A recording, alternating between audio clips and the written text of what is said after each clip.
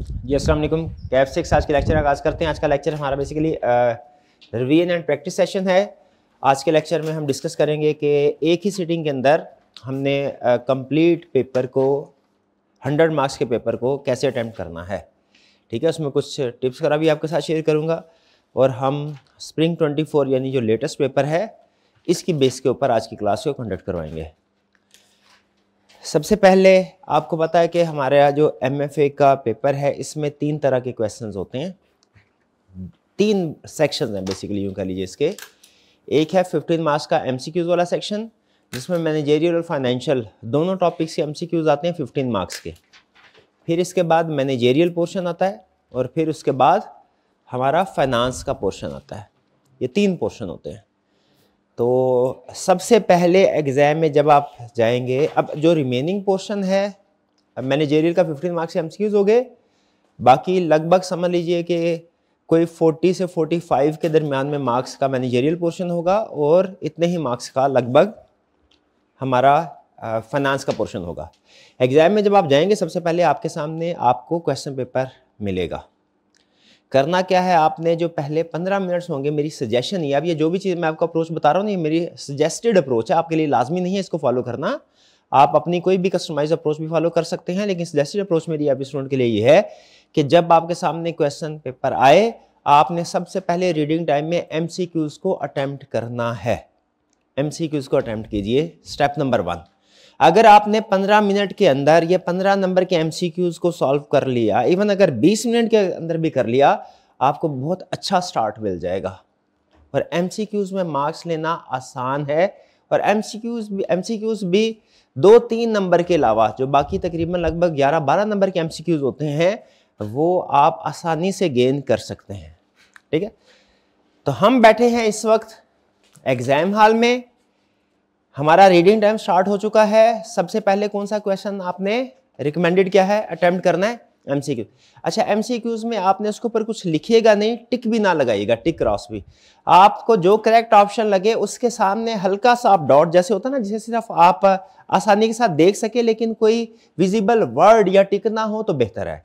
क्योंकि some time ऐसा होता है, हमेशा नहीं लेकिन सम टाइम ऐसा होता है कि जो इन्विजिलेटर होता है वो इस चीज़ को माइंड करता है कि आप पेपर के ऊपर कुछ चीज़ लिखे। तो आपने कोशिश करनी है कि टिक की बजाय हल्का सा डॉट भी अगर लगा दिया जाए ना तो विजिबल हो जाता है, पता चल जाता है आपको ये वाली ऑप्शन है। ठीक है, तो पहले हम क्वेश्चन नंबर 1 सेक्शन ए में क्वेश्चन नंबर 1 के ऊपर आए।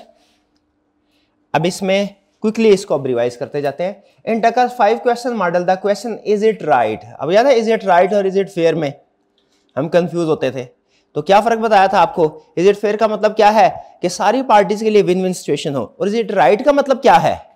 जमीर की आवाज, याद है? जमीर की आवाज का लफ्ज याद है? हाँ जी। तो कह रहा है टकर्स 5 क्वेश्चन मॉडल में question is it right primarily consider, किसको कंसीडर करता है? पर्सनल वैल्यूज को, एनवायरमेंटल वैल्यूज को, मार्केट वैल्यूज को या सोशल वैल्यूज को? 2 ऑप्शन तो क्लियरली रूल आउट हो जाएंगी। कौन सी? Market value, environmental values.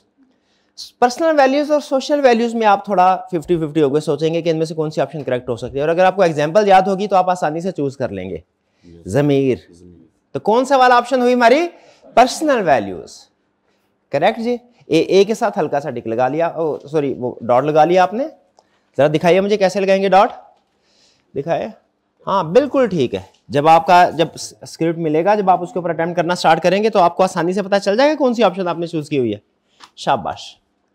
Which two of the following are examples of operational risk? Which two? इसका मतलब है आपने एक नहीं 2 ऑप्शन सेलेक्ट करने हैं और आंसर शीट पे क्या करेंगे आप? दोनों ऑप्शंस को आपने लिखना है, A एंड B या B एंड C या C एंड D या A एंड D, जो भी कॉम्बिनेशन बनता है। ठीक है। अच्छा, इसको आपने अटेम्प्ट कैसे करना है ये तो आपको पता ना, भूले तो नहीं है? पेज के दरमियान में लाइन लगा के लेफ्ट साइड पे लिखना है आपने MCQ नंबर, और राइट साइड पे क्या लिखना है? राइट साइड पे क्या लिखना है? होगा MFA। एग्जाम में जब आपने MCQs को अटेम्प्ट करना है, पेज के दरमियान में लाइन लगानी है, लेफ्ट साइड पे आपने ऑप्शन क्वेश्चन नंबर लिखना है, MCQ नंबर, राइट साइड पे क्या लिखना है? आंसर। हाँ, लाइन चले, लाइन ना भी लगाए, लाइन ऐसे ही लिख दे करेक्ट ऑप्शन। क्या स्टेटमेंट पूरी लिखना जरूरी होता है? हाँ ये नहीं, शाबाश, सिर्फ आपने उसको ऑप्शन को बताना है। और अगर कोई गलत हो जाए फिर क्या करना है, बी को ही डी बनाना है या सी को आर्टिस्ट बन के डी बनाना है, नहीं, उसको क्रॉस करके आगे सिंपल सी बना। हाँ जी, नेक्स्ट पेज में उसके आगे लिख दे भाई, बड़ी जगह होती है। वही क्रॉस करके उसके आगे लिख दे। 1 मिनट अरे भाई,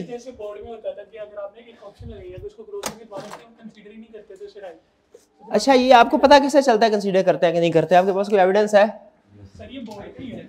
आप कर रहे हैं, चले ठीक है। आप ये 1 ये 2 मैंने लगाया ए, बाद गलत हो गया, अब मुझे पता चला है बी। ये नहीं करना, ठीक है, ये नहीं करना। क्या करना, इसको क्रॉस किया, इसके आगे लिख दिया बी, ठीक है जी। Which two of following are example of operational risk? Operational risk और इसके साथ दूसरा कौन सा, स्पेकुलेटिव रिस्क। याद है दोनों में फर्क? स्पेकुलेटिव रिस्क में बेनिफिट भी हो सकता है, लॉस भी हो सकता है, ठीक है, हो सकता है आउट हो जाए, हो सकता है छक्का लग जाए। और ऑपरेशनल रिस्क में या तो आउट होगा या नहीं होगा, है, छक्का लगने का चांस नहीं होता, इसमें कोई गेन नहीं होता, या तो लॉस होगा या लॉस नहीं होगा। कह रहा है बताओ इसमें से कौन से ऑपरेशनल रिस्क हैं। वर्कर स्ट्राइक या तो होगी या नहीं होगी, या तो नुकसान है या कुछ भी नहीं है, फायदा नहीं है, तो ये हमारा ऑपरेशनल रिस्क है, बिल्कुल। फायर इंसिडेंट ये भी है, या तो आग लगेगी या नहीं लगेगी, ना लगने से फायदा कोई नहीं है, लगने से नुकसान है। Stock market crash both way में जा सकता है, गेन भी हो सकता है, लॉस भी हो सकता है। प्रोडक्ट फेलियर, प्रोडक्ट का गेन भी हो सकता है, लॉस भी हो सकता है। फेलियर है, फेलियर में नुकसान है, लेकिन अगर सक्सेसफुल हो जाए तो प्रॉफिट भी तो है। तो जो सी और डी है ये स्पेकुलेटिव रिस्क है, और ए और बी ऑपरेशनल रिस्क। शाबाश। Third, which of the following technology best exemplifies a disruptive innovation. Disruptive innovation पता है? सिंपल अपडेट करना, अपग्रेड करना, ये डिसरप्टिव इनोवेशन नहीं होते। हाँ, रिप्लेस करना है इंटायर इंडस्ट्री को या सिग्निफिकेंटली रिवैम्प करना, चेंज करना, ये है डिसरप्टिव टेक्नोलॉजी। कह रहा बताइए क्या, incremental software update, enhancing existing features, 2-4 feature add कर दिए, नहीं, ये डिसरप्टिव टेक्नोलॉजी नहीं है। Introduction of a faster processor in a laptop, काम वही और बस थोड़ा सा जल्दी होना शुरू हो गया, ये भी डिसरप्टिव टेक्नोलॉजी नहीं है। रिप्लेस नहीं कर रही एग्जिस्टिंग किसी इंडस्ट्री को या सिग्निफिकेंटली चेंज नहीं कर रही। Emergence of electric cars replacing traditional combustion engine vehicles, ये है हमारी इलेक्ट्रिक कार्स, हमारी disruptive innovation, disruptive technology. Clear? और फिर addition of new automatic machine in the existing product line, existing product line में ही एक न्यू प्रोडक्ट को ऐड कर देना।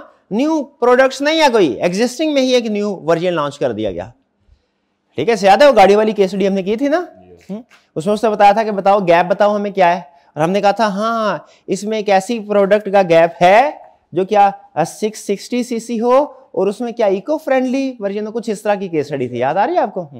तो क्या अगर इस तरह की प्रोडक्ट लॉन्च कर देते हैं वो डिसरप्टिव टेक्नोलॉजी होगी, डिसरप्टिव इनोवेशन होगी? नहीं, वो तो एग्जिस्टिंग में लाइन एडअप हो रहा है। तो हमारी करेक्ट ऑप्शन क्या हुई? C. Next 4, which two of following are examples of strategic or enterprise risk, जिसे स्पेकुलेटिव रिस्क भी कहते हैं। Buying earthquake insurance of a property located in a seismic zone, now या तो अर्थक्वेक होएगा, नहीं होएगा, ना होने से नुकसान से बच गए, लेकिन अगर होता है तो नुकसान है, और नहीं होता तो नुकसान से बच गए, फायदा नहीं हुआ। ये हमारा ऑपरेशनल रिस्क है। इन्वेस्टिंग इन स्टार्टअप कंपनी, हाँ ये दोनों तरफ हो सकता है, ठीक है, अच्छी इन्वेस्टमेंट हुई तो हमें प्रॉफिट होगा, वरना पैसा डूब गया, ये हमारा स्पेकुलेटिव रिस्क है। Taking out mortgage on house, operation. और डेवलपिंग ए न्यू प्रोडक्ट, हाँ चलेगी या नहीं चलेगी, नहीं चलेगी नुकसान, चलेगी फायदा। तो हमारी करेक्ट ऑप्शन क्या हुई? बी और D. For which factor primarily influence the duration of finance out for purchasing an asset, वो हमने पढ़ा था ना सोर्स ऑफ फाइनेंस में, ठीक है, कि फाइनेंस को सेलेक्ट, सोर्स ऑफ फाइनेंस को सेलेक्ट करते हुए कुछ फैक्टर्स को हमें सामने रखना चाहिए। तो उसमें टेन्योर, कितने अरसे के लिए लोन लेना है, ये किस चीज को सामने रख के डिसाइड करना चाहिए? प्रोजेक्ट की लाइफ को। क्यों? प्रोजेक्ट की लाइफ जिसको फाइनेंस करने जा रहे हैं और जो लोन ले रहे हैं उसमें क्या रिलेशनशिप है? हाँ, इक्वल होना चाहिए, जैसे जैसे जो प्रोजेक्ट चले उसके कैश फ्लो से हम लोन को रीपे करें। तो कह रहा है बताइए ड्यूरेशन ऑफ फाइनेंस को कौन सा वाला फैक्टर इफेक्ट करेगा? Expectation of interest rate movement, availability of collaterals, revenue generating time period of the asset या करंट मार्केट रेट्स? बताइए इसमें कौन सा revenue generating time period of the asset, ठीक है, ये डिपेंड करेगा। अवेलेबिलिटी ऑफ कोलैटरल, तो कोलैटरल तो हमें अमाउंट ऑफ फाइनेंस को इफेक्ट करता है। कोलैटरल ज्यादा लोन मिलेगा, कोलैटरल कम है, कम लोन मिलेगा, ठीक है। करंट मार्केट रेट्स जो है ये किस चीज को इफेक्ट करते हैं? हमारे किस डिसीजन को सोर्स ऑफ फाइनेंस में इफेक्ट करते हैं? टाइम पीरियड को नहीं, बल्कि आपको कौन सा सोर्स यूज करना है। अगर इंटरेस्ट रेट ज्यादा हो तो किस सोर्स की तरफ जाते हैं? इक्विटी की तरफ। और अगर इंटरेस्ट रेट कम हो, लोन की तरफ। स्टॉक एक्सचेंज बूम पे है, किस तरफ जाएंगे? कौन सा सोर्स सेलेक्ट करेंगे? शेयर्स, इक्विटी शेयर इशू करेंगे। और अगर स्टॉक एक्सचेंज क्रैश हुई है, लोन की तरफ जाएंगे। शाबाश, ठीक है। तो ये डिफरेंट आपको सोर्स ऑफ फाइनेंस में डिफरेंट कंसेप्ट थे, मानने से एमसीक्यूज में यूज नहीं हुए, लेकिन कोशिश कर रहा हूं कुछ दूसरे कंसेप्ट भी साथ साथ रिवाइज होते जाए। सी sixth, Which of the following statement distinguish between application controls from general control? Application control general control में फर्क पता है? ओवरऑल सारे सिस्टम को जो इफेक्ट करते हैं कंट्रोल्स, वो कौन से होते हैं? जनरल। और जो स्पेसिफिक एप्लीकेशंस को, specific parts of the organisation को इफेक्ट करते हैं, एप्लीकेशन कंट्रोल। कहता है दोनों में बताओ क्या फर्क है? ये एप्लीकेशन कंट्रोल कैसे डिफरेंट है जनरल कंट्रोल से? दे से क्या मुराद? Application controls they are applied universally to all IT system. नहीं, वो तो हमारे जनरल कंट्रोल होते हैं। फिर क्या? They are unique to a particular IT system और एप्लीकेशन। हाँ, ये है application controls, B option. C they focus on physical security measures. नहीं, they are primarily concerned with IT standard. नहीं, ये भी जनरल कंट्रोल्स की बात करता है। ये दोनों फीचर्स जो है physical security measures, access control, याद है? एक्सेस कंट्रोल जितने भी होते हैं, physical access control, logical access control, ये किससे रिलेट करते हैं? जनरल कंट्रोल से। तो करेक्ट ऑप्शन इसमें क्या हुई? सिक्स्थ में बी। फिर इसके बाद 7, which two of the following can be used to estimate the cost of equity of a company? Favourite concept आ गया आपका, Gordon growth model, internal rate of return, capital asset pricing model या weighted average cost of capital. इसको तो out कर देना, ये तो बड़े वाला कंसेप्ट है, वो तो छोटे वाले इक्विटी कंपोनेंट की बात कर रहा है, ठीक है। इक्विटी कॉस्ट ऑफ इक्विटी को weighted average cost of capital calculate करने के लिए यूज किया जाता है, ठीक है, ठीक है। Weighted average cost of capital को कॉस्ट ऑफ इक्विटी कैलकुलेट करने के लिए यूज नहीं किया जाता, समझ रहे हैं ना? वो तो छोटा कंपोनेंट है सिर्फ। इंटरनल रेट ऑफ रिटर्न, हाँ, इससे तो कॉस्ट ऑफ इक्विटी कैलकुलेट होती है, ऐसा है ना? नहीं होती। इससे क्या कैलकुलेट होता है? Present value. Present value IRR में प्रेजेंट वैल्यू कैलकुलेट की जाती है, आईआरआर से प्रेजेंट वैल्यू कैलकुलेट नहीं होती। आईआरआर का एक स्टेप है प्रेजेंट वैल्यू कैलकुलेट करना। बताइए आईआरआर किस काम आती है? रिडीमेबल सिक्योरिटी की कॉस्ट को कैलकुलेट करने के लिए, याद है ना? रिडीमेबल सिक्योरिटी, हाँ जी, ओ यस। और रिडीमेबल सिक्योरिटी का लफ्ज मैं बोल रहा हूं, इससे क्या मुराद है? सिक्योरिटी में दो लफ्ज कौन से हैं? रिडीमेबल प्रेफरेंस शेयर भी और रिडीमेबल डिबेंचर्स भी। डिबेंचर के लिए बॉन्ड के लिए एक ही बात है, ठीक है। तो ये कॉस्ट ऑफ इक्विटी के लिए तो नहीं होता ना प्रेफरेंस शेयर इक्विटी होते हैं, ना बॉन्ड इक्विटी होते हैं। डन। अच्छा, मुझे याद है एक कंसेप्ट बताया था आपको आईआरआर के हवाले से, जब कोई redeemable security issued at par हो, रिडीमेबल भी एट पार हो, याद है कि नहीं? वही उसकी वैल्यू होती है। क्या मतलब? नहीं, मैं समझा, समझाएं, explain with the help of an example. सारे सेशन में पूछते रहे, आज मेरी बारी है। वो एक वर्ड नहीं बोल, हाँ जी। जब कोई redeemable security issued at par हो, रिडीमेबल एट पार हो, तो उसका कूपन रेट, नॉमिनल रेट ही उसकी कॉस्ट ऑफ कैपिटल होती है प्रेफरेंस शेयर के केस में। और अगर बॉन्ड का केस है तो net of tax coupon rate उसकी कॉस्ट ऑफ कैपिटल। यार आईआरआर कैलकुलेट करने की जरूरत नहीं, शॉर्टकट अप्रोच थी। आपको मजे की बात बताऊं, ये फार्मूला आई क्या आपको नहीं पता? ओके ओके ओके ओके, मुझे नहीं बताया आई क्या आपने? ठीक है ठीक है, ओके ओके ओके ओके, पता जी, पता। मैं अपने अल्फाज वापस लेता हूं। आगे चलते हैं। ये अच्छा, तो बाकी कौन सी वाली ऑप्शन रह गई? CAPM, capital asset pricing model, और golden growth model. Growth model भी है, कैपिटल एसेट प्राइसिंग मॉडल भी है। इसमें दोनों तरीकों से कॉस्ट कैलकुलेट हो सकती है। लेकिन आपको एक बात पता है क्या, कि क्वेश्चन के अंदर मैंने आपको बताया था, अगर उसने दोनों तरह की इंफॉर्मेशन दी हो तो आपने कॉस्ट ऑफ कैपिटल किस फार्मूला से कैलकुलेट करनी है? बताएं। कैपएम से। शाबाश। तो मुझे ये बताइए, बहुत ही अहम क्वेश्चन। देखिए ये क्वेश्चन सॉल्व हो चुका है, लेकिन मैं किसी और क्वेश्चन को ध्यान में लाके आपसे सवाल पूछ रहा हूं। इसकी करेक्ट ऑप्शन ए और सी है, लेकिन मैं पूछना ये चाह रहा हूं कि अगर कॉस्ट ऑफ कैपिटल का बड़ा क्वेश्चन हो, उसमें उसने कैपएम की भी इंफॉर्मेशन दी हो और ग्रोथ मॉडल भी दिया हो, आप कॉस्ट ऑफ कैपिटल दोनों से कैलकुलेट हो सकती है। किससे कैलकुलेट करेंगे? कैपएम से। अच्छा आप सुनिएगा, असल सवाल अब आया। कैपएम से कॉस्ट कैलकुलेट करेंगे तो ग्रोथ मॉडल से क्या कैलकुलेट करेंगे? Market value. शाबाश। उस शेयर की मार्केट वैल्यू कैलकुलेट करेंगे। याद है क्वेश्चन बताया था आपको? और अब अगर मैं आपसे पूछूं, बात से बाहर निकलती है ना, मार्केट वैल्यू किस काम आती है? जो कैलकुलेट करते हैं market value, weighted average cost of capital calculate करने के काम आती है भाई।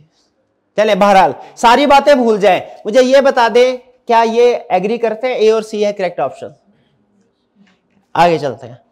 8 विच of the following is correct regarding A bonus issue and A right issue?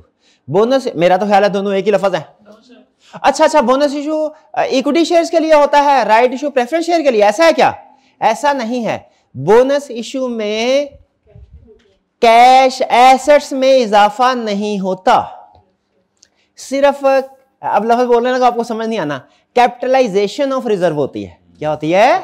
Capitalisation of reserve होती है। जबकि राइट इशू में क्या होता है? एसेट्स में भी इजाफा होता है, शेयर्स में भी इजाफा होता है। देखते हैं अब क्या कह रहा है। Bonus issue involves the issuing share to existing share holder. सही का बात कर रहा है। With a right issue involves offering share to the general public.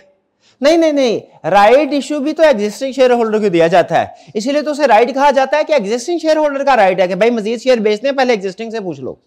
Statement होगी गलत। फिर क्या कह रहा है second B, a bonus issue increases company's assets while a right issue increases number of shares in circulation. Bonus issue company के assets को increase करता है, उसमें तो कंपनी को कुछ भी नहीं मिलता है। यह स्टेटमेंट भी होगी गलत। ठीक है। अच्छा, right issue increases number of shares, ये वाली बात ठीक कर रहा है, आधी बात ठीक कर रहा है, आधी बात गलत कर रहा है, तो उसको क्या कहे? सही है कि गलत है? गलत है। C, bonus issue increases the number of share in circulation, yes, while a right issue increases company's assets. सही कह रहा है क्या? सही कह रहा है मेरे भाई, बताना। क्या राइट इशू से एसेट इंक्रीज होते हैं? होते हैं, बोले होते हैं, होते हैं। हाँ, तो क्या bonus issue number of share increase होते हैं? यस। करेक्ट ऑप्शन क्या हुई हमारी? सी। डी भी देख लेते हैं, डी क्यों गलत है? ए bonus issue requires purchase of additional share. ना परचेज नहीं, एट ए डिस्काउंट। नहीं, वो तो मुफ्त में मिलते हैं। बोनस इशू मुफ्त में मिलते हैं ना। While right shares are given at premium. नहीं, लाजमी नहीं है। मुझे क्या राइट इशू हमेशा डिस्काउंट पे होता है? नहीं, डिस्काउंट पे भी हो सकता है, बाहर भी हो सकता है, प्रीमियम भी हो सकता है। तो करेक्ट ऑप्शन 8 में क्या हुई हमारी? सी। 9 विच of the following is the main objective of N efficient capital structure? जब तक डी नहीं पढ़ेंगे ए, बी और सी इनमें कंफ्यूज होते रहेंगे। डी क्लियरली आपको बता देगा कि आपकी करेक्ट चॉइस क्या है। कैसे? कह रहे हैं maximising short term funding, minimising long term liabilities and maintaining high liquidity. अच्छा मुझे बताइए, फाइनेंसिंग स्ट्रक्चर जो होना चाहिए, एफिशिएंट कैपिटल स्ट्रक्चर होना चाहिए, इसमें शॉर्ट टर्म फाइनेंस मिनिमम होनी चाहिए, लॉन्ग टर्म मैक्सिमम होनी चाहिए, ऐसा होना चाहिए? कि short term maximum, long term minimum होनी चाहिए? कि बैलेंस होना चाहिए? बैलेंस होना चाहिए। वर्किंग कैपिटल स्ट्रेटजीज याद हैं? मॉडरेट थी, और कौन सी? कंजर्वेटिव, और कौन सी? एग्रेसिव। ठीक है। तो बेहतर क्या है? आइडियल कॉम्बिनेशन होना चाहिए। शॉर्ट टर्म को भी यूज करना चाहिए, लॉन्ग टर्म को भी, और साथ में इक्विटी को भी यूज करना चाहिए। आइडियल कैपिटल स्ट्रक्चर कौन सा है? All equity financed, all debt financed, या दोनों का आइडियल कॉम्बिनेशन? ऑप्टिमम कॉम्बिनेशन, दोनों का ऑप्टिमम। और डेट में भी शॉर्ट टर्म और लॉन्ग टर्म दोनों का ऑप्टिमम बैलेंस। इसकी बाकायदा कैलकुलेशन होती है, हमारे सिलेबस में नहीं है, जिसमें हम कैलकुलेट करते हैं कि कितने परसेंट कैपिटल हो, कितने परसेंट डेट होना चाहिए, उसमें कितने परसेंट लॉन्ग टर्म, कितने परसेंट शॉर्ट टर्म, वो आप C5 में जाके पढ़ेंगे। तो यहां पे डी में कह रहा है striking a balance between equity and debt financing, equity और डेट में बैलेंस करो, और साथ ही साथ ensuring adequate working capital and balancing short term and long term funding, के डेट में भी शॉर्ट टर्म और लॉन्ग टर्म में भी बैलेंस होना चाहिए। हर चीज में बैलेंस कर दिया उसने, डेट में भी कर दिया, इक्विटी में भी कर दिया, डेट में शॉर्ट टर्म में भी कर दिया, लॉन्ग टर्म में भी कर दिया, हर चीज को बैलेंस कर रहा है। बैलेंस वाली चीजें बेहतर होती हैं कि कम ज्यादा वाली? बैलेंस वाली। ये चीज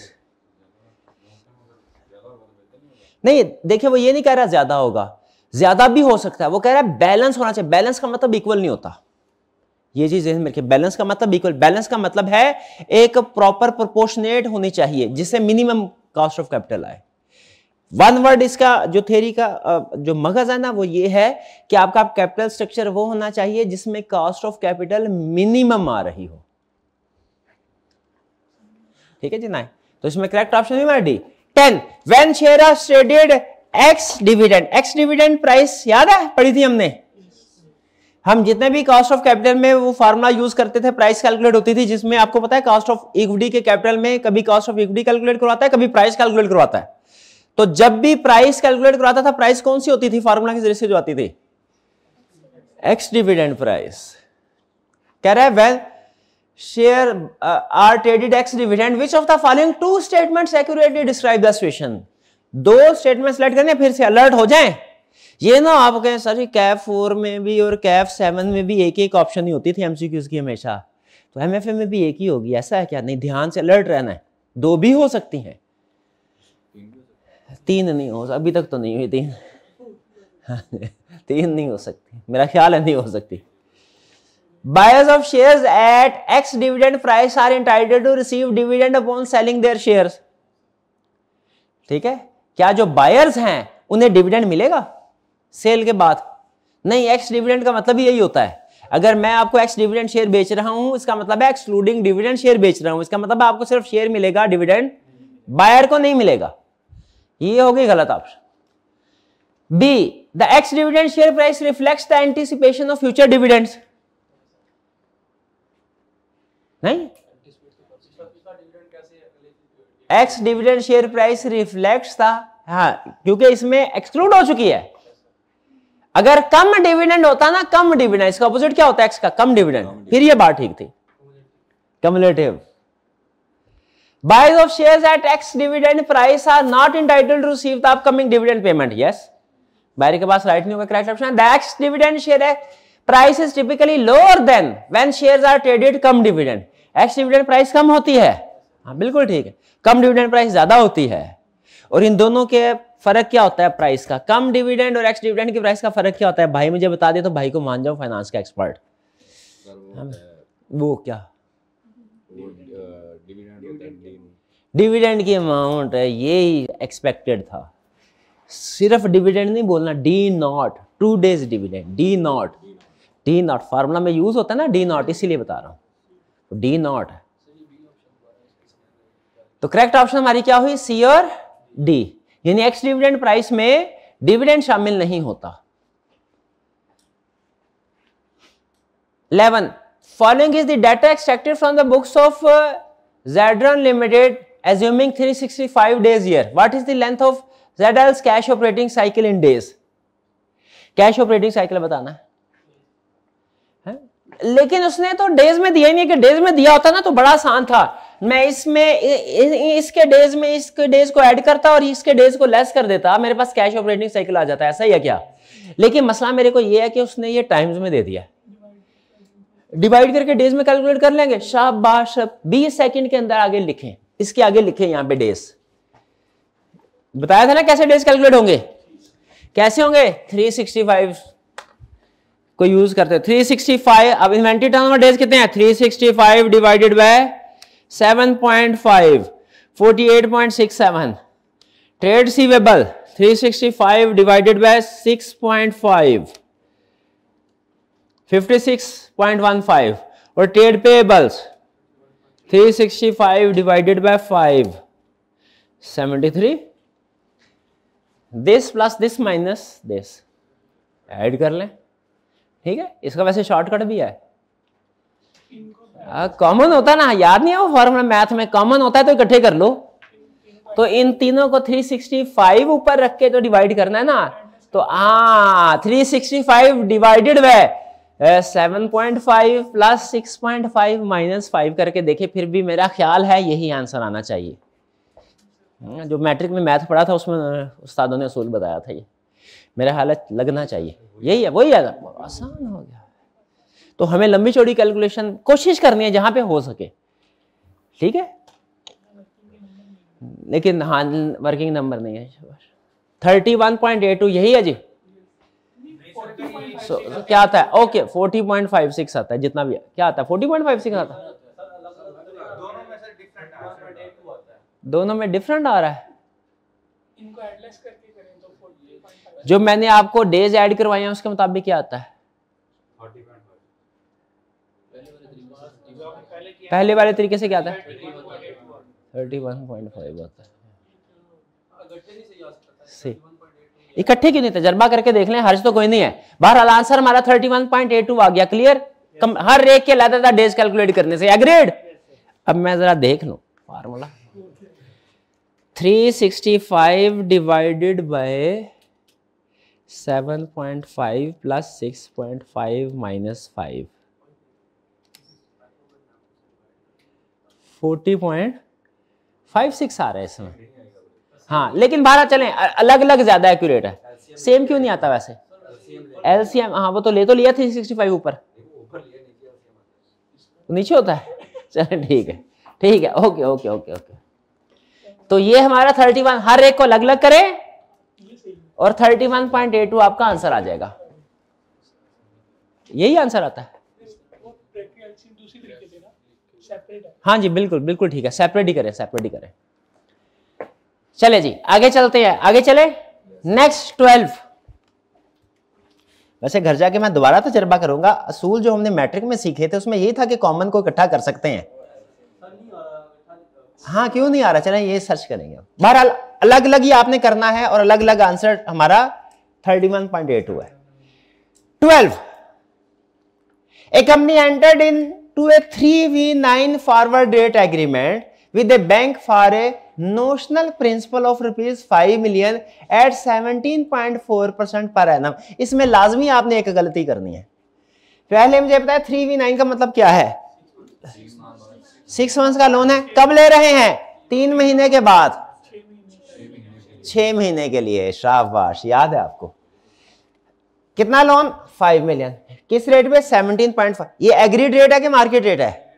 agreed rate per annum to hedge its future borrowings. Borrowing को हेज कर रहे हैं, बोरोइंग को। If at the end of the 3rd month, यानी जब आपने ये ऑप्शन एक्सरसाइज करनी है, यानी जब ये इसको मैच्योर हो गए। काइबर इज 18.65%। ये क्या है? Market rate. मैं आंखें बंद करके कह सकता हूं क्या कि ये हमारे लिए बेनिफिशियल है? बेनिफिशियल है ना। कह रहे हैं what will be the settlement amount. Settlement amount क्या होगी जो बैंक ने हमें अब देनी? कौन से? जिस बैंक से हम लोन ले रहे हैं उस बैंक के साथ जो हमारा इंटरेस्ट एडजस्टमेंट होती है उसको सेटलमेंट अमाउंट बोल रहा है। कि जिस बैंक से हम ये डेरिवेटिव कॉन्ट्रैक्ट कर रहे हैं उससे तीसरे महीने में क्या सेटलमेंट होगी उसकी बात कर रहा है। पहले तो ये बताएं सेटलमेंट से क्या मुराद है? डेरिवेटिव की सेटलमेंट या के लोन की सेटलमेंट? डेरिवेटिव की सेटलमेंट, फॉरवर्ड रेट एग्रीमेंट की सेटलमेंट। ठीक है। और आपको पता है इसमें क्या होता है? मुझे ये बताइए कि अब क्या 17.4% की सेटलमेंट होगी? ये जब तीसरा महीना आ जाएगा ना, जब लोन लेना है मार्केट से। आपको याद है एग्री किया हमने 17.5%, फिर सो गए 3 महीने के लिए। 3 महीने के बाद उठे तो मार्केट में रेट क्या था? 18.65%। अब जो सेटलमेंट होगी वो कॉन्ट्रैक्ट की, इस वाले कॉन्ट्रैक्ट फॉरवर्ड रेट एग्रीमेंट 17.4 की होगी या 18.65 की होगी? या दोनों के डिफरेंस की होगी? डिफरेंस की। ठीक है, याद है कि नहीं याद? ठीक है, कि जब हमने एग्रीमेंट किया 17.5 यानी हम 4% हम ये कह रहे हैं, बैंक हमें कह रहा है भाई बेफिक्र हो जा, मार्केट में रेट जो मर्जी है तेरे को इफेक्टिव रेट 17.4% मिलेगा। हमने कहा ठीक है, एग्रीमेंट कर लिया। 3 महीने बाद मार्केट का रेट है 18.65%। हम तो गए मार्केट में, अब एक्चुअल तो मार्केट से हम लोन उठाते हैं ना, हम परेशान। बैंक ने पूछा क्यों परेशान? हमने कहा मार्केट में रेट तो 18.65% हो गया। तो बैंक ने कहा इसीलिए तो तुमने एग्रीमेंट किया था हमारे साथ। अब इसका डिफरेंस पे होगा। सेटलमेंट अमाउंट क्या होगी? हाँ, डिफरेंस जो होगी 5 मिलियन मल्टीप्लाइड बाय दोनों का डिफरेंस 1.25% मल्टीप्लाइड बाय 6/12। यहां पे रुकना है, अभी कैलकुलेशन कर ली। अब बताइए क्या ये आंसर है? हाँ जी, ये पे ऑफ वाली बात किसको याद है? हाँ जी, क्या करना होता है फिर इसका? फॉरवर्ड डेट एग्रीमेंट का डिस्काउंट करना होता है। तो ये जो आंसर आया अभी आपके पास फाइनल आंसर नहीं है, अभी समझ रहे हैं ना? फ्यूचर का केस होता, ऑप्शन का केस होता तो यही फाइनल होता, यही पे ऑफ है। ठीक है, लेकिन फॉरवर्ड डेट एग्रीमेंट में आपको पता है हम इसको पेमेंट को डिस्काउंट करते हैं। डिस्काउंट वाली बात याद है ना, बताई थी। तो करेक्ट ऑप्शन आएगी हमारी, अब मैं भी कर लूं, 5 million multiplied by 1.25% multiply by 6/12, 31250। लेकिन ये नहीं है, इसको डिस्काउंट करना है। अब ये हमें बैंक ने पैसे देने हैं कि हमने बैंक को देने हैं? बैंक ने हमें देने हैं, शाबाश, क्योंकि मार्केट का रेट ज्यादा है। याद है वो आपको बताया था? बताइए ये हमारे लिए प्रॉफिटेबल है कि क्या फेवरेबल है कि अनफेवरेबल?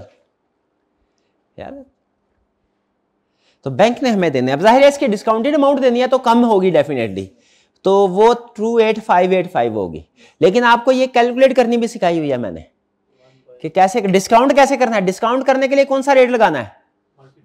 Market rate. तो 31250 divided by 1 plus 18.65% multiply by 6/12 annualise करना है।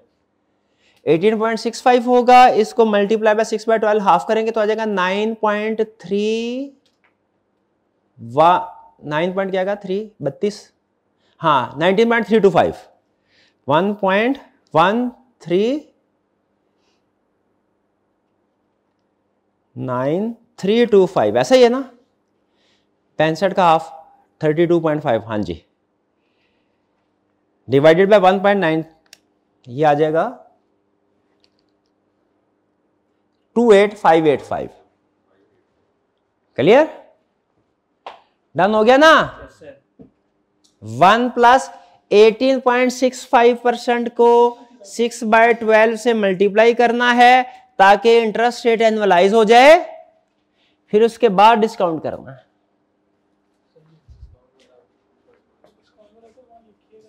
डिस्काउंट वाला इधर लिख देते हैं, ये आपने उधर वैसे किया नहीं था क्या? ये है जी सेटलमेंट जो होगी, यहां पे 31250 पे तो पहुंच गए थे ना, अब हमने सिर्फ इसको डिस्काउंट करना है। तो ये है 31250 divided by 1 plus market rate क्या है 0.1865 मल्टीप्लाइड बाय 6/12।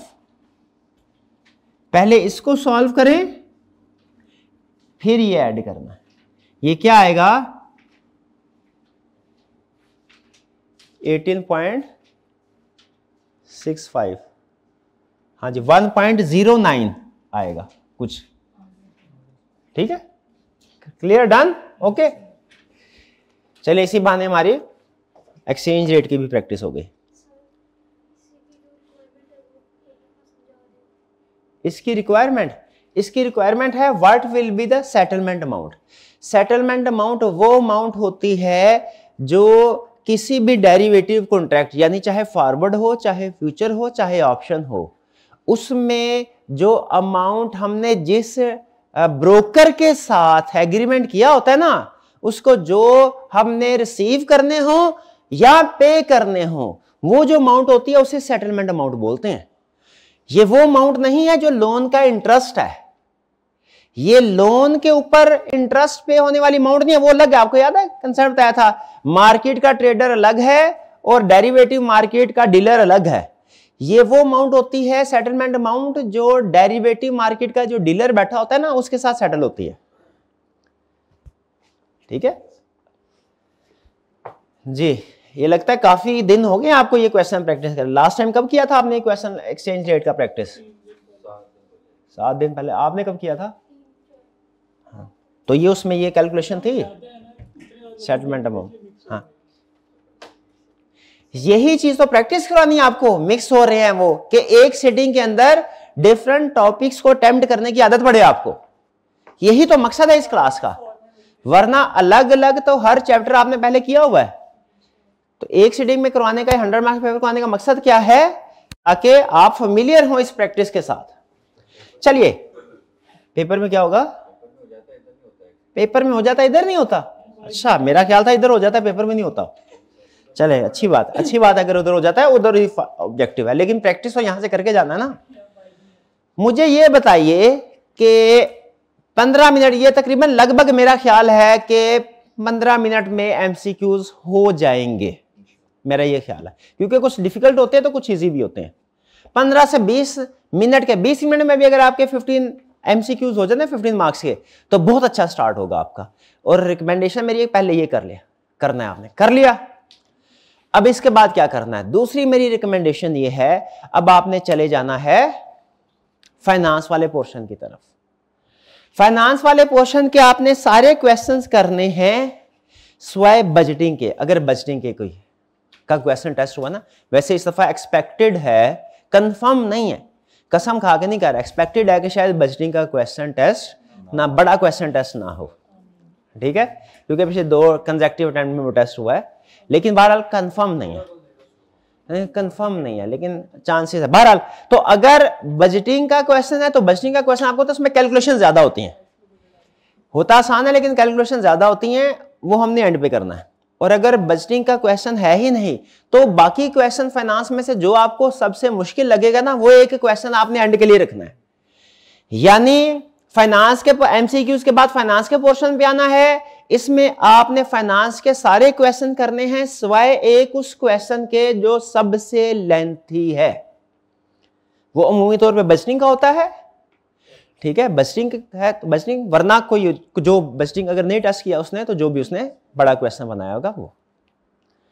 इसकी रीजन है कि न्यूमेरिकल अगर क्वेश्चन जो है ना, ये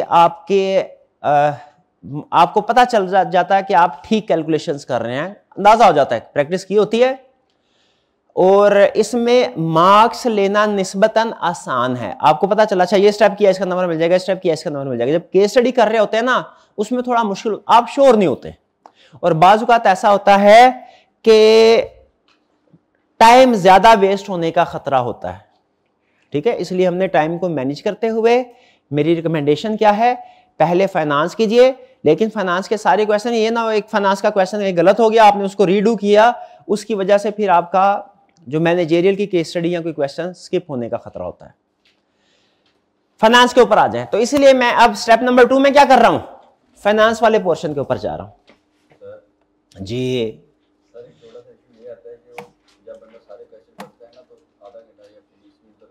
सारे क्वेश्चन पढ़ने ही नहीं है। अगर मेरे भाई, मैंने कहीं पे भी अप्रोच में ये नहीं बताया कि आपको एक दफा रीडिंग कर लें, मैंने नहीं बताया, मैंने सिर्फ एमसीक्यूज बोले हैं, क्योंकि वो वाकई ही आपका आधा घंटा जाया हो जाएगा और उसका कोई फायदा भी नहीं होगा अगर पहले सारा पेपर पढ़ेंगे।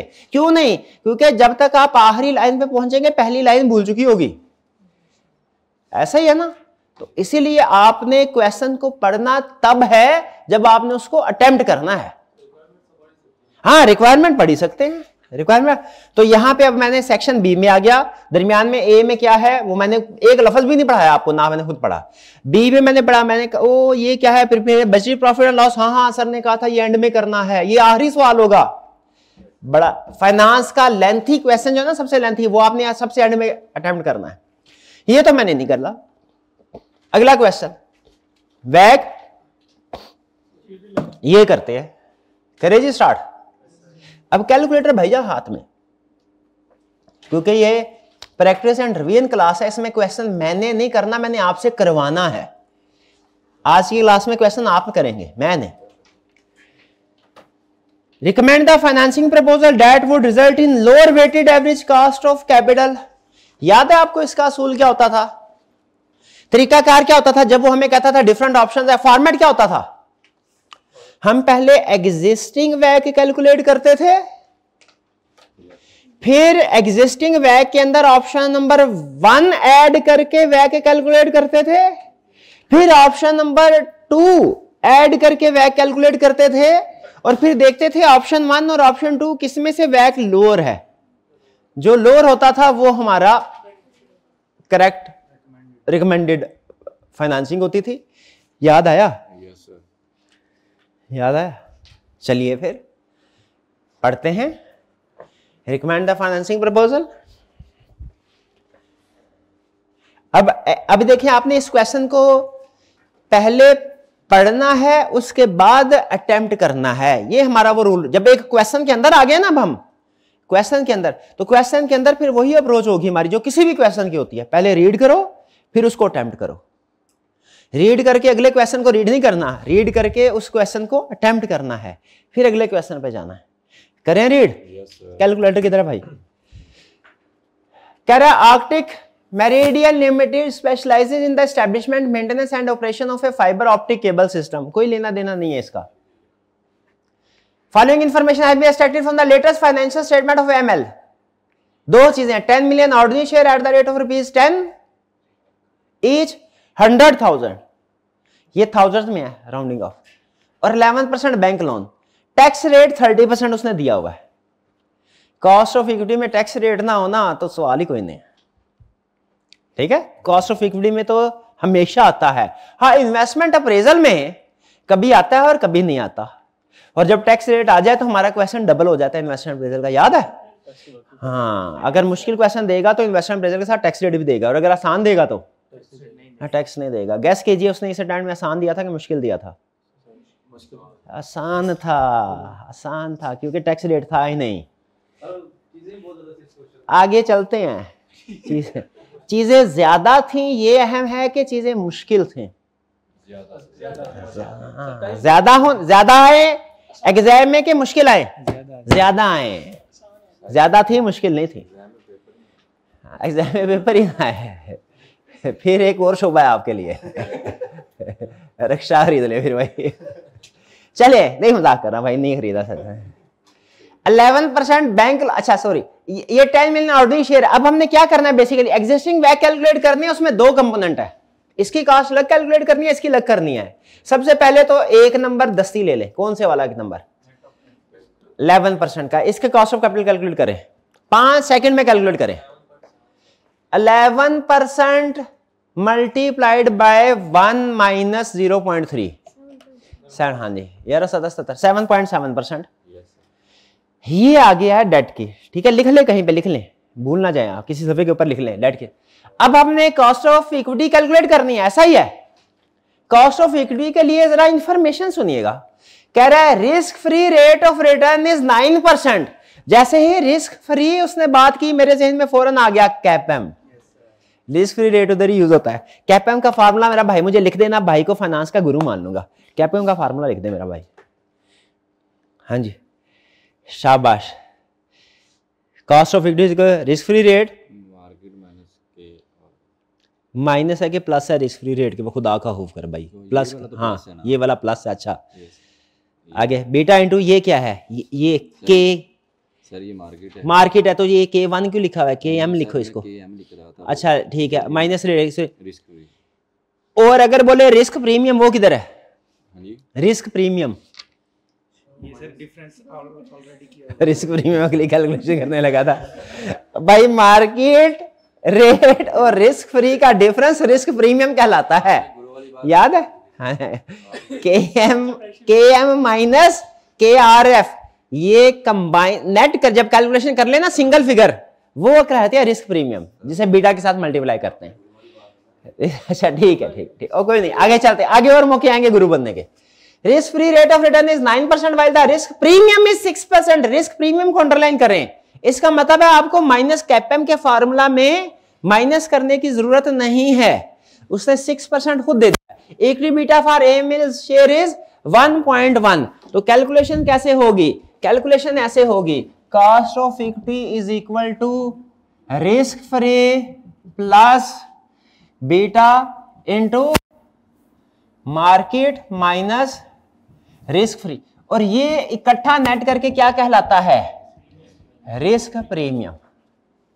अब कॉस्ट ऑफ इक्विटी कैलकुलेट करनी है, 9% आ गया, 9% प्लस बीटा क्या है 1.1 इंटू रिस्क प्रीमियम क्या है 6, तो ये 6.69, ये 15.6 आ गया। क्लियर?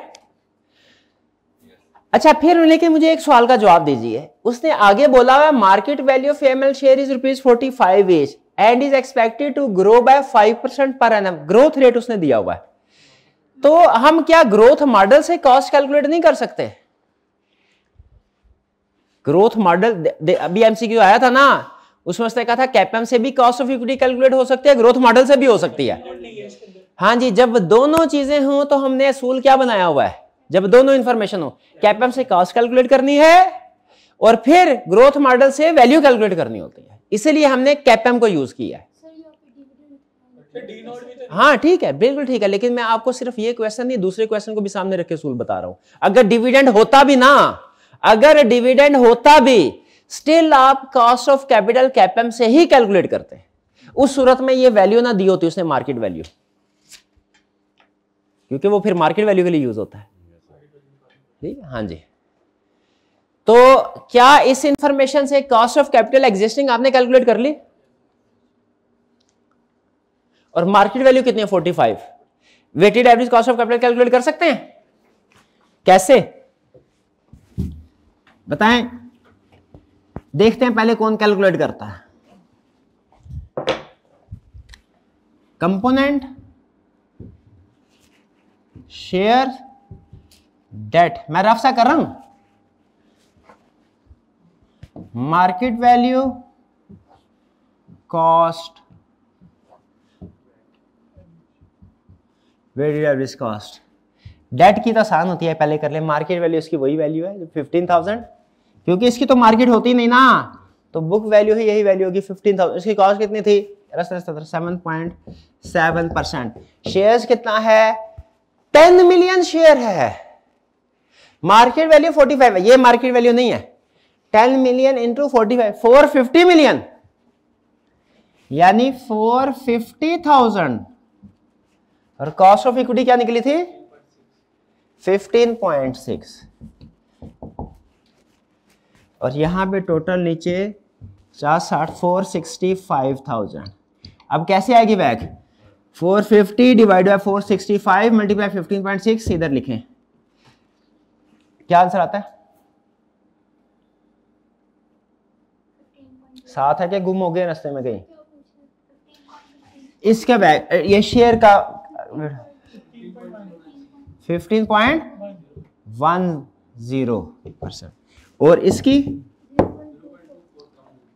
0.24725 कर देते हैं 25%, और बैक आ गया 15.35%। चेक करें, यही है, चेक करते हैं साथ साथ। चलिए अब आगे चलते हैं, अब यहां से तो पिक्चर शुरू होनी है। कह रहे एक्सपेंशन प्लान क्या है, AML is all set to expand its business by acquiring a plot, by acquiring a local fibre optic business for ₹240 million. इसका मतलब है जो नया फाइनेंस है उसके कितने पैसे चाहिए 240। इसका मतलब है जो यहाँ पे तीसरा फाइनेंस आएगा वो चाहे कोई भी हो उसकी मार्केट वैल्यू कितनी होगी? 240 मिलियन, जो भी आएगा। For this venture AMS management is considering either of the following two financing proposal. Issue right shares at a premium of ₹10 per share. Equity beta would remain unchanged under this proposal. वो कह रहा है right share issue कर दो, कितने पे? 10 रुपए premium पे, ठीक है, एट ए प्रीमियम। तो प्रीमियम किसके ऊपर होगा? हाँ, तो ये हमारा हो जाएगा मार्केट वैल्यू। अब ये शेयर ही है, हालांकि ऊपर भी शेयर ही है, लेकिन आपको क्या बताया था, आपने हमेशा उसे अलग कैटेगरी शो करवानी है। अब ये वाली ऑप्शन में क्या है हो रहा है? शेयर कौन से? Preference share, ordinary share, right share, ordinary share ही होते हैं, ये वाले ही हैं। लेकिन फिर भी मैंने आपको बताया उसकी कैटेगरी अलग बनानी है, आपने इसमें मर्ज नहीं करना, अलग कैटेगरी बनाए, क्योंकि कभी ये शेयर बोलता है, कभी प्रेफरेंस शेयर बोलता है, कभी डेट बोलता है। तो आप एक ही अप्रोच रखनी है कि हर जो भी ये फाइनेंसिंग ऑप्शन होगी उसको अलग से शो करवाना है। मार्केट वैल्यू 240, कॉस्ट क्या है इसकी? कॉस्ट सेम रहेगी। कॉस्ट क्यों सेम रहेगी? शाबाश। और अगर बीटा कहता, फर्ज करे बीटा चेंज नहीं हुआ ना, तो हमने ये कर दिया, ये इसको 15.6% की, ठीक है। और अब ये दोबारा कैलकुलेट हो गए, क्यों? क्योंकि वेट चेंज हो गया। अच्छा, अगर वो कहता बीटा चेंज हो रहा है तो क्या यहां पे 15.6 आता? चेंज आता। बीटा बढ़ जाता तो ये ज्यादा आ जाता, तो फिर इसी को चेंज करते, है ना, फिर इसी को चेंज करते। हाँ, फिर ये चूंकि सेम फाइनेंसिंग है, ये भी चेंज होता। गुड। हाँ, बीटा जो फैक्ट हो, बीटा इसके अंदर भी है, बीटा सिर्फ इसके अंदर नहीं है। अगर वो कहता है ना बीटा चेंज हो गया है, तो फिर ये भी चेंज होता है और ये वही आ जाता। गुड। चले अब इसको दोबारा कैलकुलेट कर ले। कुछ स्टूडेंट गलती करते हैं, को पीछे वाला वही रहने देते हैं, इसको रिकैलकुलेट करते हैं। ये तरीका गलत है, क्योंकि आपका टोटल कैपिटल चेंज हुआ है ना, तो वेट भी चेंज हो जाएंगे। ये टोटल अब डिफरेंट आएगा। ये कितना आया? 705। अब रिवाइज कैलकुलेशन करें, रिवाइज कैलकुलेशन करें और मैच करें सॉल्यूशन के साथ। अगर नए शेयर जो लोग बता रहे थे वो अपने शेयर से और उनकी पावर वैल्यू भी सेम ही है, जैसे ₹10 यहाँ पे, फिर हम सेम करते हैं। हाँ जी, अगर जो नए इशू होने वाले शेयर हैं हम ऑर्डिनरी शेयर भी हों, ठीक है, तो वो सेम फार्मूला आता है। हाँ जी, उससे फर्क नहीं। आपका टोटल मार्केट वैल्यू 240 ही आएगी। और भाई कर ले कैलकुलेशन, मेहरबानी यार तेरी, कर ले कैलकुलेशन। और मुझे अब बताइए रिवाइज्ड वैक कितना है, क्योंकि इस वैक के साथ हमने फिर नेक्स्ट को कंपेयर करना है।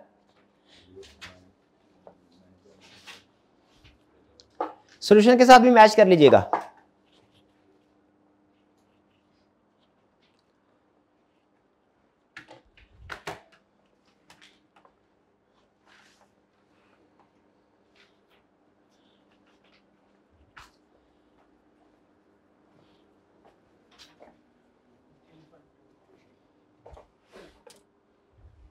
कितना आया? 15.42। ये टोटल बताया ना, इंडिविजुअल कंपोनेंट का नहीं, टोटल का सम करने के बाद। पहले का क्या है?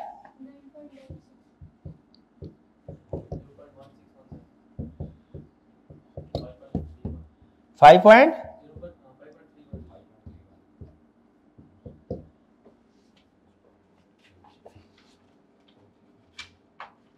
क्लियर जी? अब आया काम का पॉइंट। कह रहा है दूसरी ऑप्शन, अब ये यहां पे शेयर वाली नहीं, दूसरी फाइनेंसिंग ऑप्शन आएगी, इसलिए मैं इसको सबको इरेज कर रहा हूं।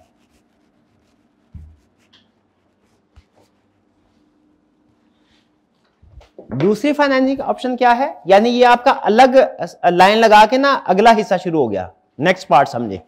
जिसमें आपने अलग से लाइन आइटम ऑप्शन 2 के नाम से टेबल बनाना है। तीसरा टेबल बनेगा, पहला टेबल था हमारा ओरिजिनल का, दूसरा था ओरिजिनल प्लस ऑप्शन नंबर 1, तीसरा है ओरिजिनल प्लस ऑप्शन नंबर 2, ये तीसरा वाला बनने लगा।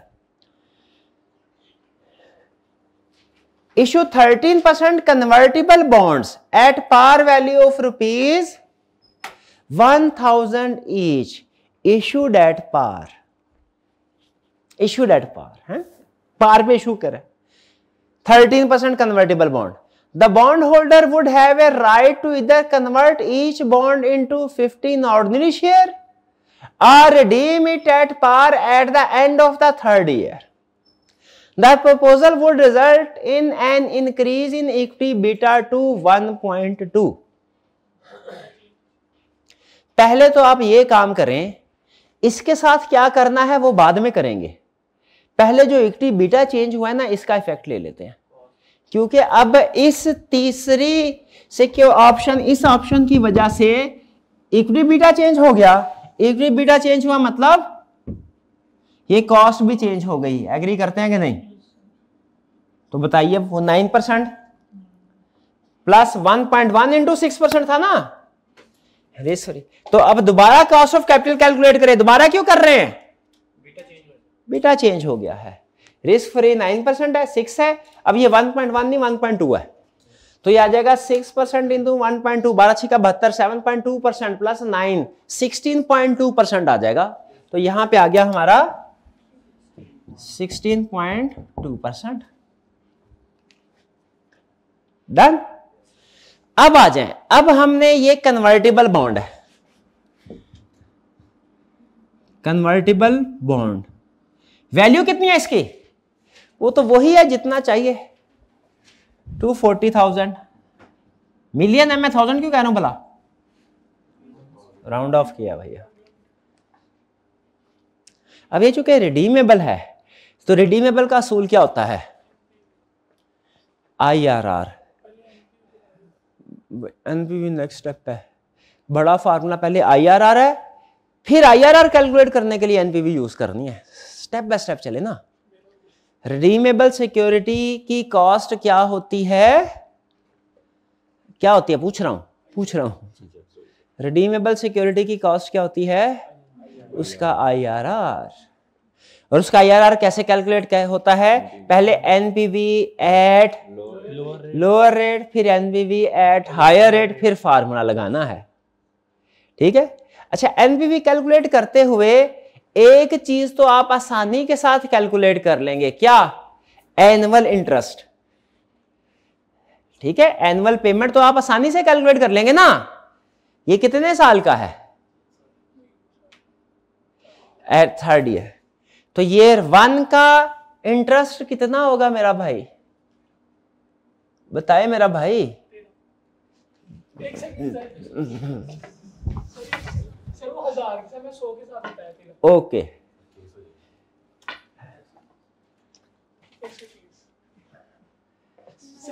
बहुत ही वैसे अफसोस की बात है, इतना बड़ा फाइनेंस के मुजरिम हो तुम। सर एकदम पूरी कैलकुलेशन तो करनी है। अच्छा, अभी क्या सर, मैं अभी पूरी बात नहीं बताई थी। हैं वो सर अब भूल गया। भाई कैलकुलेशन आप सिंपल किए, सिर्फ नेट ऑफ टैक्स करना भूल गए आप। इसमें नेट ऑफ टैक्स होना है, ये पता ना आपको? हाँ जी। नहीं, एनुअल पेमेंट तो आप कैलकुलेट कर लेंगे, इसमें मुझे मसला नहीं है। टर्मिनल वैल्यू याद है? टर्मिनल वैल्यू प्रिंसिपल अमाउंट, वो कौन सी वाली होगी? विच एवर इज हायर, दोनों में से, यानी रिडेम्पशन वैल्यू और conversion value, whichever is higher. Redemption value कितनी है? 1000, लिख लो 1000। और कन्वर्टिबल वैल्यू कितनी है? 15 शेयर में कन्वर्ट होगा। प्राइस कितनी है एक शेयर?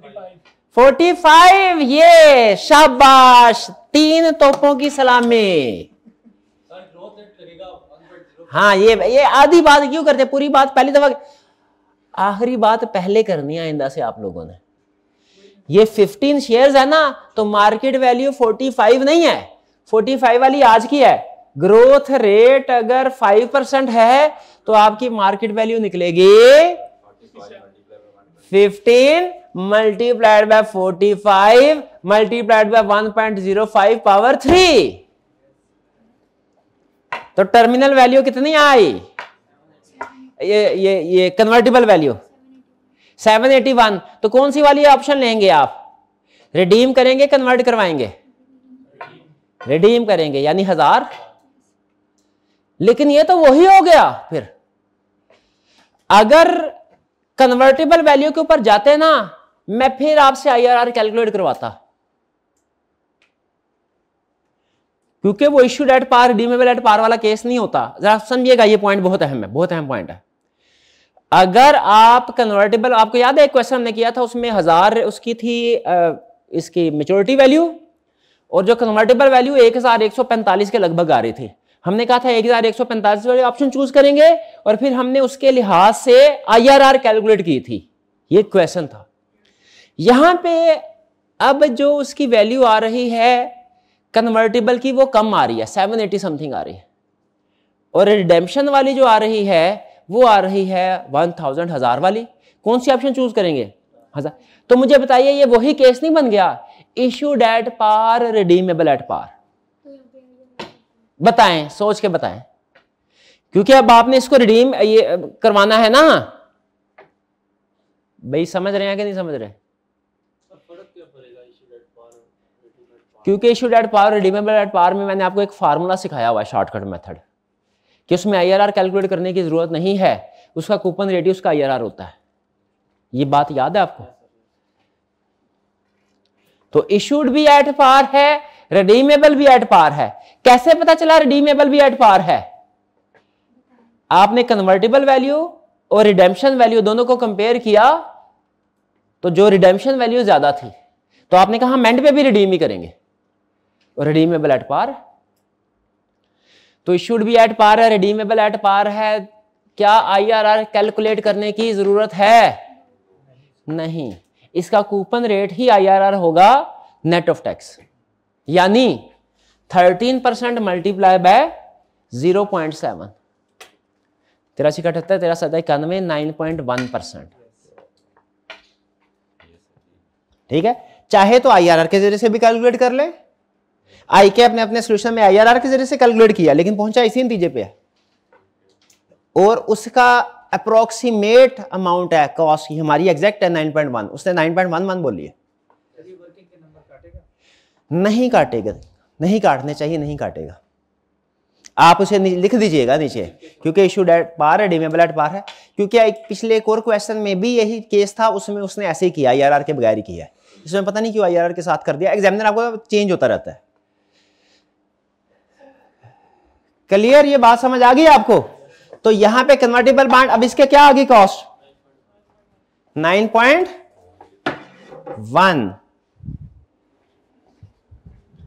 9.1%।